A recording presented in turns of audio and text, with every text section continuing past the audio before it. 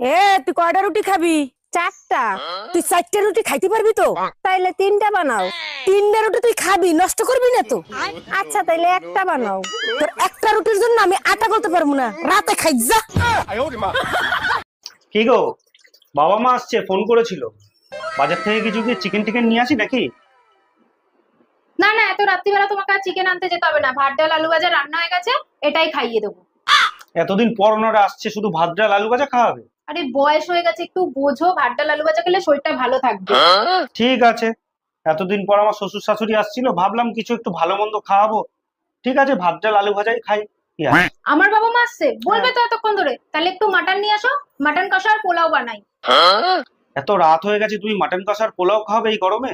ভাত ডাল আলু ভাজাই করো। তাহলে একটু চিকেন এনে দাও, চিকেন আর ভাত করি। এই বয়সে এখন রাত্রিবেলা চিকেন খাওয়াটা ঠিক না, তুমি ভাত ডাল আর আলু ভাজাই করো।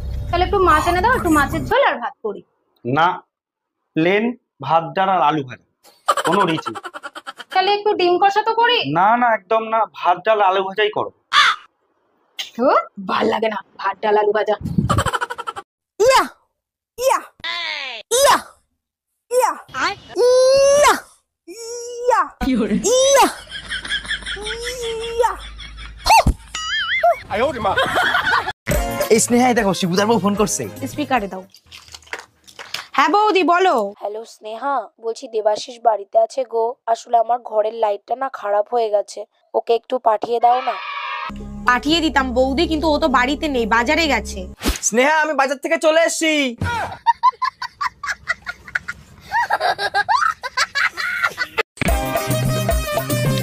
এই স্নেহা, এটা কার মেয়ে? কেন, আমাদের মেয়ে। বাহ, খুব মিষ্টি দেখতে হয়েছে তো। কার মতো দেখতে হয়েছে গো? শিবুদার মতো। আমাদের মেয়ে শিবুদার মতো কেন? তুমি তো 4 বছর বাড়িতেই ছিলে না।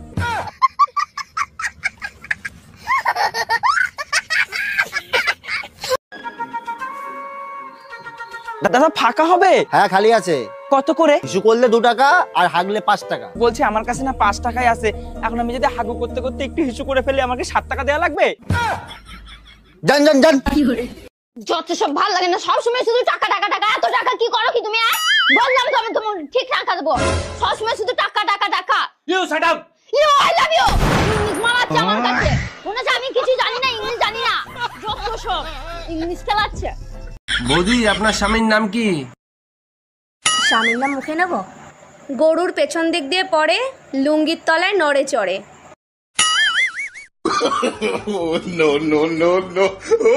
ও গোবর্ধন। জামাই কই তুমি? তাড়াতাড়ি এদিকে আসো। শালা শ্বশুর বাড়িয়েও শান্তি নেই। কে আম্মা জান, আপনার মেয়ে কি মরে গেছে নাকি? এসব কি বলো জামাই? সকাল থেকে মেয়ে বমি করতেছে, যাও মিষ্টি নিয়ে আসো, সুখবর আছে। আরে কিসের সুসংবাদ? লেবুর রস করে খাওয়ান, সারা রাত বসে মদ খাইছে।